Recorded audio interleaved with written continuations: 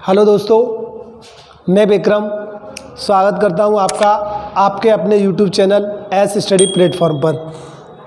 देखिए, मैं संविधान का ये मेरा तीसरा वीडियो। देखिए, उससे पहले मैं बता चुका था आपको, संविधान सभा के बारे में बताया था, संविधान का निर्माण कैसे हुआ था।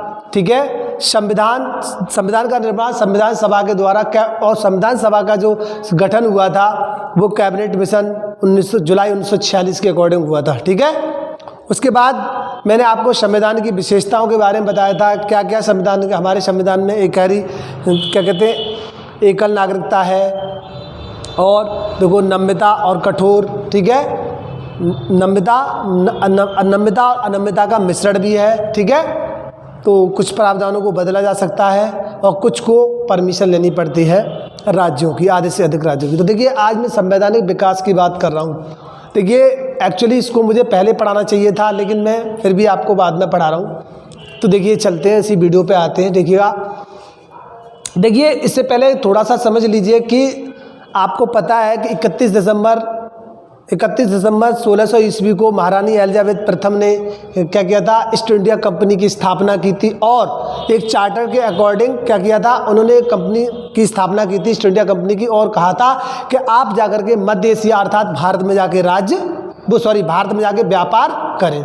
तो देखिए, ये व्यापारिक कंपनियां आती हैं, व्यापारिक कंपनियां भारत में आती हैं व्यापार करने के लिए, लेकिन धीरे धीरे ये क्या करती हैं, उस व्यापार को बदल देती हैं, क्या उसको प्रशासन में। ठीक है, ये प्रशासनिक हस्तक्षेप करने लगते हैं और वहाँ कर आकर शासन करने लगते हैं। ठीक है, तो देखिए, इसके बाद क्या होता है कि जो यहाँ से जो क्या कहते हैं, जो आते थे व्यापारी और माल लूट कर जो ले जाते थे, वो इंग्लैंड में ले जा करके उससे वहाँ के लोग उनको हे दृष्टि देखते थे, तो वहाँ भी एक अराजकता की स्थिति महसूस हो गई थी। तो इसको कंट्रोल करने के लिए क्या किया था, बाकी जो संसद थी उसने कुछ एक्ट बनाए थे जो कंपनियों पर क्या कहते हैं, नियंत्रण रख सकें। ठीक है, तो देखिए आगे चलते। सबसे पहले इसमें आप जानते हो रेगुलेटिंग एक्ट 1773 ईस्वी। रेगुलेटिंग एक्ट के तहत क्या किया गया था, जो कंपनी थी क्या नाम है, ईस्ट इंडिया कंपनी पर ये प्रथम संसदीय नियंत्रण करने का प्रयास किया गया था।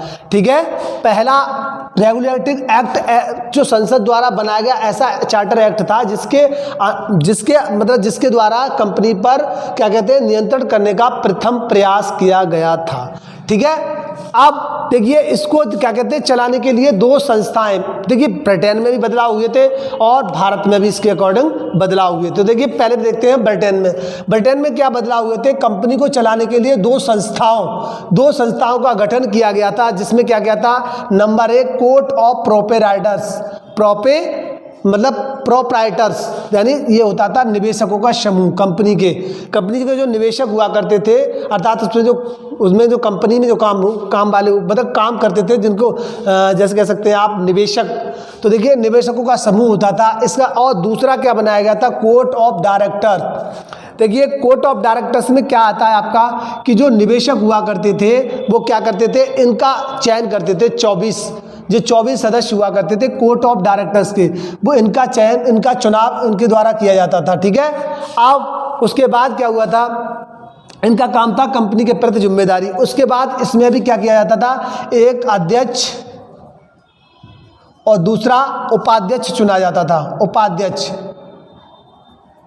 जो कंपनी का कार्यकारी अधिकारी होता था। ठीक है, एक देखो 24 सदस्यों में क्या किया जाता, एक अध्यक्ष और एक क्या किया जाता, उपाध्यक्ष चुना जाता था, जो कार्यकारी अधिकारी माना जाता था कंपनी का। ठीक है, कंपनी के प्रति जिम्मेदार व्यक्ति। ठीक, उसके बाद क्या करते हैं, देखिए इसको क्या किया गया था, दूसरी बात क्या थी कि बंगाल का जो गवर्नर था उसको गवर्नर जनरल बना दिया गया, और क्या किया गया था, गवर्नर जनरल बना दिया गया था। ठीक है, गवर्नर जनरल बना दिया गया था, और जो बंगाल का गवर्नर था उसको क्या कहते हैं, बंगाल का गवर्नर जनरल बना करके, और क्या कहते हैं, मद्रास प्रेसिडेंसी और बम्बई प्रेसिडेंसी को इसके अधीन कर दिया गया। क्या किया गया था, इसके अधीन कर दिया गया था। ठीक है, अब जो बंगाल का प्रथम गवर्नर जनरल था उसको कौन था, वारेन हेस्टिंग। अब देखिए, इसके अनुसार क्या किया था, एक परिषद का गठन किया गया था जिसमें 4 सदस्य हुआ करते थे। क्या हुआ था, इसमें 4 सदस्य और एक गवर्नर, ठीक है। तो देखिए पहले निर्णय एक व्यक्ति द्वारा लिया जाता था, लेकिन अब जो निर्णय लिया जाएगा इस रेगुलेटिंग एक्ट के बाद जो निर्णय लिया जाता था वो क्या था, एक समूह द्वारा लिया जाएगा, यानी कि मंत्रिमंडल, यानी कई लोगों द्वारा निर्णय लिया जाएगा। तो इसमें क्या होता था, समूह द्वारा की परिषद द्वारा, यानी कि 4 सदस्य हुआ करते थे, तो दो हो गए। और क्या किया था, जिस तरफ गवर्नर का जो मत हुआ करता था उसको क्या कहते हैं, उस विधान को पारित कर दिया जाता था। तो देखिए अगर एक तरफ 3 हो गए तो गवर्नर जनरल का कोई महत्व नहीं रहता था। बात समझ में आ गई? थोड़ा सा समझ लीजिएगा। रेगुलेटिंग एक्ट पहला ऐसा एक्ट था जिसके माध्यम से कंपनी पर क्या किया था, नियंत्रण करने का प्रयास किया गया था। देखिए ब्रिटेन में जो बदलाव हुए थे, मैं आपको बता रहा हूँ, ब्रिटेन में जो बदलाव हुए थे, क्या हुए थे, ब्रिटेन में जो बदलाव किया गया था, क्या किया गया था कि कोर्ट ऑफ डायरेक्टर्स और कोर्ट ऑफ क्या कहते हैं, देखिए कोर्ट ऑफ डायरेक्टर और कोर्ट ऑफ प्रोप्राइटर्स, इसका क्या किया गया था, 2 संस्थाएं थी, उनका गठन किया गया था। बात समझ में आ गई? इसका गठन किया गया था। और उसके बाद क्या कहते हैं, भारत में जो परिवर्तन किया गया था, बंगाल के गवर्नर जनरल को यानी मद्रास और बम्बई मतलब इसके अधीन कर दिया गया था, गवर्नर जनरल बना करके, ठीक है। उसके बाद अगला जो हुआ था, भारत में कलकत्ता में सुप्रीम कोर्ट की स्थापना हुई थी। इसी एक्ट 1773 एक्ट के तहत 1774 ईस्वी में क्या किया गया था, सुप्रीम कोर्ट की स्थापना की गई थी। और सुप्रीम कोर्ट में इसके जो प्रथम मुख्य न्यायाधीश थे, क्या कहते हैं, एलिजा एम्पे थे। इतनी बात समझ में आ गई होगी। देखिए इसके बाद अगले एक्ट की तरफ बढ़ते हैं हम। अगला एक्ट है ब्रिटिश इंडिया एक्ट 1784। देखिए अगर ये थोड़ा सा समझ लेंगे तो उसके बाद क्या है, इसको समझने में कोई प्रॉब्लम नहीं होगी। थोड़ा सा परिवर्तन किया गया था। अब देखो संसदीय नियंत्रण को बढ़ा दिया गया था। मैंने बताया था यहाँ पे क्या किया था, क्या कहते हैं, प्रथम प्रयास था, लेकिन यहाँ पर संसदीय निर्णय को बढ़ा दिया गया। अब इसके अकॉर्डिंग बोर्ड ऑफ कंट्रोल की स्थापना क्या किया गया थी, बोर्ड ऑफ कंट्रोल की स्थापना। कंट्रोल से मतलब समझ रहे हैं आप, कंट्रोल अपने हाथ में ले लिया गया था। तो देखिए बोर्ड ऑफ कंट्रोल की स्थापना की गई। इसमें 6 सदस्य हुआ करते थे और इसमें एक सदस्य हुआ करता था जो ब्रिटेन के मंत्री परिषद से होता था। तो उसकी जिम्मेदारी थी, तो उसने क्या किया था, क्योंकि शासन सत्ता अपने हाथ में, यहाँ की यानी अगर ये इसके अनुसार यानी मंत्री परिषद, अगर यहाँ पर कोई गलत काम गवर्नर जनरल कर रहा है तो उसको हटाने का अधिकार इसको क्या कहते हैं, इसके अध्यक्ष, कोर्ट ऑफ डायरेक्टर के अध्यक्ष को मिल गया था। ठीक है। अब क्या किया था, गवर्नर जनरल देखिए गवर्नर जनरल के अधिकार तो यहाँ भी दे दिए गए, लेकिन गवर्नर जनरल का अधिकार को और बढ़ा दिया गया। अब क्या किया गया, जो 4 सदस्यों का मंत्री परिषद गठित किया गया था उसकी जगह पर 3 कर दिए गए। अब जब 3 कर दिए गए तो क्या हुआ, 2 और 2, अगर 2 एक तरफ हो गए तो जिस तरफ क्या हुआ, गवर्नर जनरल का मत हुआ करता था उस विधि को पारित कर दिया जाता था। समझ में आ गया, उस विधि को पारित कर दिया जाता था। तो इस पर क्या कह दिया, अधिकार का बढ़ा दिया गया था। ठीक है। उसके बाद आता है अगला क्या था, चार्टर यानी कि 1786 संशोधन अधिनियम। ठीक है। मैं देखो एक बात और बता दूं आपको, जो 1857 ईस्वी से यानी प्रथम स्वतंत्रता संग्राम से पहले जो भी एक्ट आए उनको चार्टर एक्ट कहते हैं, और जो क्या कहते हैं 1857 के बाद जो नियम आए, जो भी अधिनियम वो आए थे एक्ट, उनको अधिनियम के नाम से जाना जाता है। ठीक है, बात समझ में आ गई। और देखो गवर्नर जनरल के बारे में मैं और बताऊंगा, गवर्नर जनरल के बारे में सभी गवर्नर जनरलों को एक साथ लेकर आऊँगा। ठीक है, तो बस आगे बढ़ते हैं। देखिए ये जो स्पेशली जो एक्ट लाया गया था वो लॉर्ड कॉर्नवालिस को लेकर, कॉर्नवालिस के संबंध में आया था। क्या किया था, गवर्नर जनरल को, देखिए भारत का जो गवर्नर जनरल को गवर्नर जनरल नहीं सेनापति भी घोषित किया गया था। ठीक है, क्योंकि गवर्नर जनरल नहीं होंगे अपितु ये सेनापति भी होंगे। ठीक है। और क्या कहते हैं, इसको एक चीज और बता दूं, जो परिषद थी, जो परिषद मंत्री परिषद, आप देखिए, देखो यहाँ से 4 सदस्य और 5 सदस्य, देखिए भारत का संवैधानिक विकास बात यहीं से स्टार्ट हो जाती है, क्योंकि मंत्री परिषद के गठन का यहीं से हमारा पूरा यानी संसद बनने का जो जन्म मान लीजिए कह सकते हैं, वो यहीं से स्टार्ट होता है भारत के अंदर। ठीक है। तो उसके बाद मंत्री परिषद का अगर कोई निर्णय हुआ करता था, अगर इसको गलत लग रहा है, इसको अच्छा नहीं लग रहा है, तो इसको रद्द करने का अधिकार इसको मिल गया था। ठीक है, गवर्नर जनरल को। ठीक। उसके बाद आप क्या करते हैं, मैंने बताया था कि 31 दिसंबर 1600 ईस्वी को महारानी एलिजाबेथ प्रथम ने ईस्ट इंडिया कंपनी की स्थापना की थी चार्टर एक्ट के तहत। अब क्या किया था, भारत में व्यापार करने का अधिकार दे दिया गया था कि आप 15 वर्षों तक जाकर के व्यापार करिएगा। तो देखिए फिर उसका शासनकाल आगे बढ़ाया जाता रहा और कंपनी अपना यहाँ पे क्या करे, व्यापार करती रही। उसके बाद 1793 ईस्वी, देखिए 1793 ईस्वी का चार्टर एक्ट, इसके अनुसार क्या किया था, कंपनी का शासन यानी कंपनी का व्यापार करने का अधिकार 20 वर्षों तक और बढ़ा दिया गया। क्या किया था, 20 वर्षों तक बढ़ा दिया गया। और बंगाल के गवर्नर जनरल को बंबई और मद्रास के पर्यवेक्षण का अधिकार मिल गया। अर्थात सुनिएगा, उसको अधिकार तो यही मिल गया था रेगुलेटिंग एक्ट के तहत, उसको बंबई और मद्रास दोनों उसके अधीन हो गए, ठीक है। परंतु यहाँ एक अधिकार और बढ़ा दिया गया, पर्यवेक्षण। अगर कोई काम उनका देखना, जो कैसे काम कर रहे हैं, उनके संचालन कैसे करते हैं, उस चीज को देखना, इनको पर्यवेक्षण का अधिकार दे दिया गया था, ठीक है। उसके बाद 1793 ईस्वी, 20 वर्ष बाद, क्योंकि कंपनी का शासन खत्म हो रहा, कंपनी का टाइम खत्म हो रहा था, उसके अनुसार क्या हुआ था, 1813 ईस्वी का चार्टर एक्ट, 1813 ईस्वी का चार्टर एक्ट, इसके अनुसार क्या किया था, कंपनी का टाइम 20 वर्ष और बढ़ा दिया गया था, ठीक है। कंपनी का टाइम 20 वर्ष और बढ़ा दिया गया। इस एक्ट के तहत कंपनी का अधिकार, मतलब क्या कहते हैं, कंपनी का जो एकाधिकार, देखिए भारत एक ऐसा देश था, देखिए इंग्लैंड के अंदर, ब्रिटेन के अंदर क्या क्या था, औद्योगिक क्रांति हो चुकी थी, ठीक है, और एक विस्तार बढ़ रहा था, व्यापार। देखिए भारत एक ऐसा देश है, बहुत बड़ा देश, और यहाँ पर व्यापार करने के लिए बहुत अच्छा था।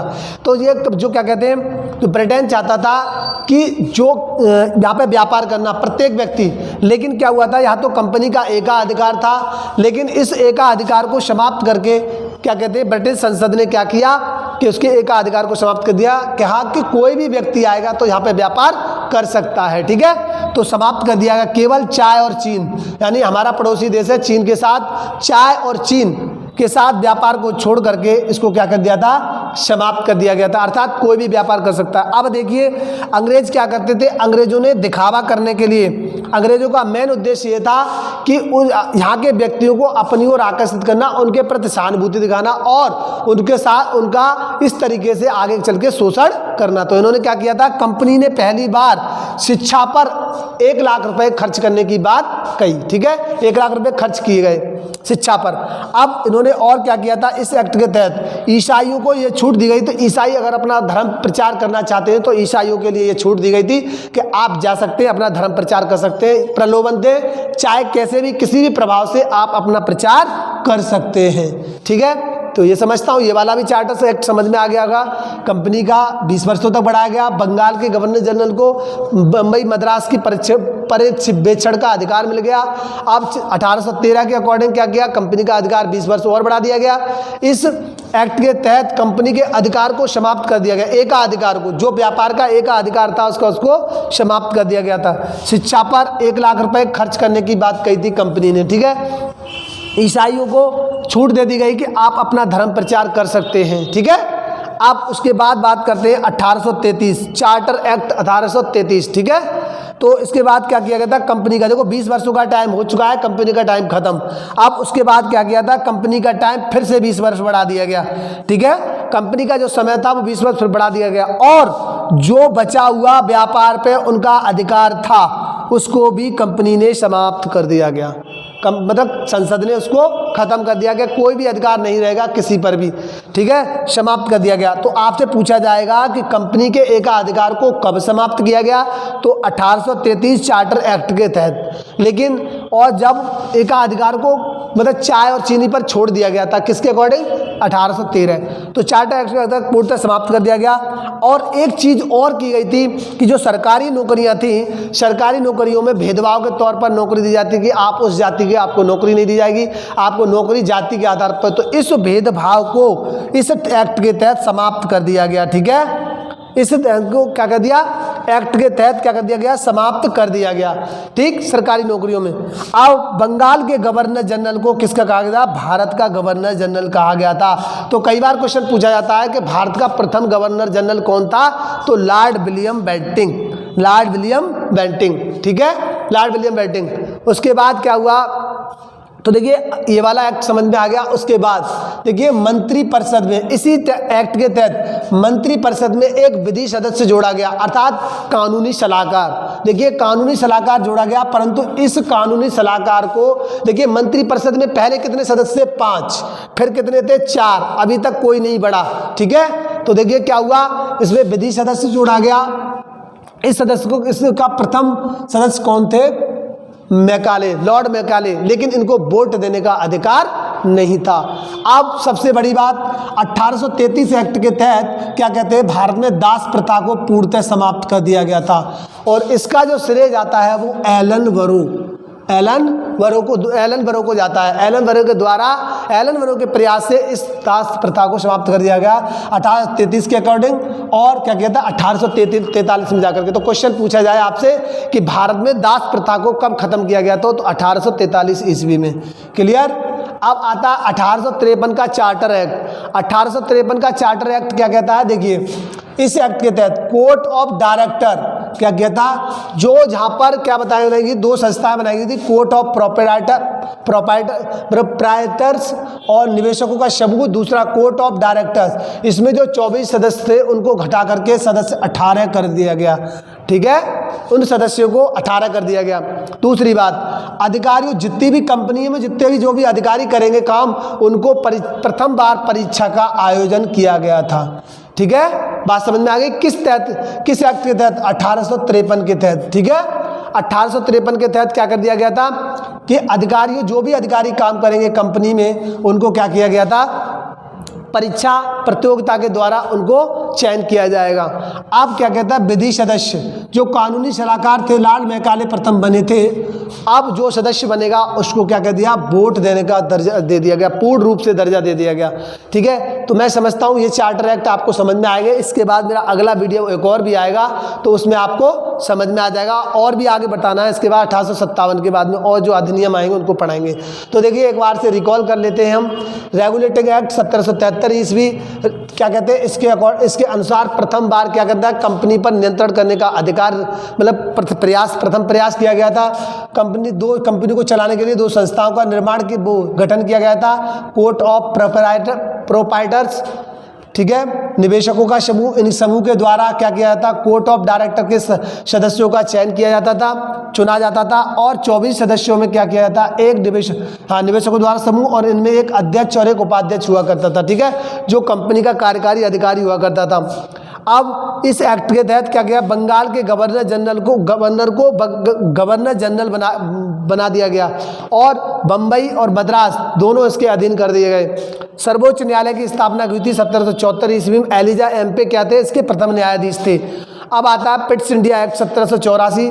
ठीक है, संसदीय निर्णय को बढ़ा दिया गया। कोर्ट ऑफ मतलब बोर्ड ऑफ कंट्रोल की स्थापना, जिसमें 6 सदस्य थे, और इनका जो सदस्य अध्यक्ष हुआ करता था वो क्या कहते हैं, अध्यक्ष ब्रिटिश मंत्रिमंडल का सदस्य हुआ करता। तो डायरेक्ट उसने क्या किया था, कंपनी पर अधिकार, मतलब कंपनी पर डायरेक्ट नजर रखना शुरू कर दिया। और अगर कोई जनरल क्या करता, गवर्नर जनरल कोई गड़बड़ करता है तो उसको हटाने का अधिकार इसको मिल गया। गवर्नर जनरल के अधिकारों को बढ़ाया गया। यहाँ पर 4 सदस्यों के मंत्रिपरिषद को 3 सदस्य कर दिए गए, और 2-2 अगर हो जाते तो जिधर गवर्नर जनरल का मत हुआ करता था उसको क्या कर दिया था, पारित कर दिया जाता था। ठीक है, उसके बाद 1786 संशोधन अधिनियम, देखिए कॉर्नवालिस के संबंध में लाया गया था, और उसको सेनापति घोषित किया गया था। मंत्रिपरिषद का निर्णय रद्द करने का अधिकार उसको मिल गया। अगर मंत्रिपरिषद ने गलत निर्णय उसको पसंद नहीं आता है तो क्या किया, उसको रद्द करने का अधिकार इसको मिल गया। 1793 ईस्वी चार्टर एक्ट, कंपनी के अधिकार को 20 वर्षों के लिए और बढ़ा दिया गया। बंगाल के गवर्नर जनरल को बम्बई और मद्रास के पर्यवेक्षण का अधिकार मिल गया। ठीक है, 1813 ईस्वी में चार्टर एक्ट, कंपनी के अधिकारों को 20 वर्ष बढ़ा दिया। इस एक्ट के तहत कंपनी के एकाधिकार को समाप्त कर दिया गया। चीन और चाय और चीन पड़ोसी देशों का साथ व्यापार को थोड़ा रखा गया। और शिक्षा पर 1 लाख रुपए खर्च कंपनी ने पहली बार किए। ईसाइयों को क्या कहते हैं, ये छूट मिल गई अपने धर्म प्रचार और प्रसार की। ठीक है, कंपनी का कार्यकाल 20 वर्ष बढ़ाया गया। चीन के साथ चाय का व्यापार एकाधिकार को समाप्त कर दिया, यहाँ पर पूर्णतः कर दिया गया था सबको। सरकारी नौकरी में भेदभाव समाप्त किया गया था, जाति पाति को खत्म कर दिया गया था। और बंगाल के गवर्नर जनरल को भारत का गवर्नर जनरल कहा गया। विलियम बेंटिक प्रथम गवर्नर जनरल थे, ठीक है। उसके बाद मंत्रिपरिषद में एक विधि सदस्य जोड़ा गया जो कानूनी सलाहकार हुआ करता था। लॉर्ड मैकाले प्रथम क्या कहते हैं विधि सदस्य थे, ठीक है। 1833 एक्ट के तहत दास प्रथा को 1843 ईस्वी में एलन बरोने द्वारा समाप्त कर दिया गया। 1853 ईस्वी का चार्टर एक्ट, ठीक है। कोर्ट ऑफ डायरेक्टर के सदस्यों की संख्या 24 से 18 कर दी गई, ठीक है। अधिकारियों को, कंपनी के अधिकारी जो भी काम करेंगे उसमें उसके लिए प्रतियोगिता आयोजित की गई, ठीक है। अब विधि सदस्य को पूर्ण दर्जा दिया गया, ठीक है। तो मैं आशा करता हूँ कि आप मेरा पढ़ाया हुआ आपको समझ में आएगा, और समझ में आए तो लाइक और शेयर करिएगा, ठीक है। मिलते हैं अगले वीडियो में, धन्यवाद।